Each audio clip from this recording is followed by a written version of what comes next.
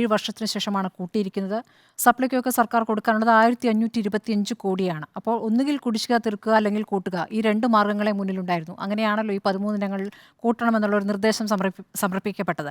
പക്ഷേ എന്താണ് യഥാർത്ഥത്തിൽ ഇതുകൊണ്ട് വിഭാവനം ചെയ്തിരുന്നത്? പൊതുവിതരണ സമ്പ്രദായത്തിൽ ഇടപെടുക. ഇപ്പോൾ പറഞ്ഞതുപോലെ മറ്റ് സംസ്ഥാനങ്ങൾക്കൊക്കെ മാതൃകയായ ഒരു സംവിധാനമാണ് കേരളത്തിലുണ്ടായിരുന്നത്. അപ്പോൾ ഈ സപ്ലൈകോ വഴി റേഷൻ കടകൾ വഴി വിലക്കുറവിൽ സാധനങ്ങൾ വിൽക്കുമ്പോൾ പൊതുവിപണിയിലെ വില അതിനനുസരിച്ച് കുറയ്ക്കാൻ അവർ നിർബന്ധിതരാകും.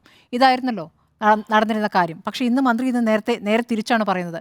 പുറമേ വില കൂടുതലാണ്, അതുകൊണ്ട് ഇവിടെ കൂട്ടേണ്ടി വരുന്നു. അതെന്തൊരു ന്യായമാണ്? അപ്പൊ എന്താണോ ഇതിന്റെ സങ്കല്പം, ആ സങ്കല്പത്തിന് അങ്ങനെയാണ് സബ്സിഡി. അങ്ങനെയാ, അതായത് വിപണിയിൽ ഇടപെടുകയാണ്. ഇപ്പം 100 രൂപയുടെ ഒരു സാധനമാണ് പൊതുവിപണിയിൽ 100 രൂപയാണ് വില എന്ന് വിചാരിക്കുക. ആ വിപണി വിലയുടെ അടിസ്ഥാനത്തിലാണ് നമ്മൾ നമ്മുടെ സബ്സിഡിയെ നിശ്ചയിക്കുക. അങ്ങനെയാണ് സബ്സിഡി നൽകുക. ഓക്സിജനിൽ വമ്പിച്ച വിലക്കുറവുമായി കേരളം കൂളാകും AC discount sale. Oxygen, the cooling expert.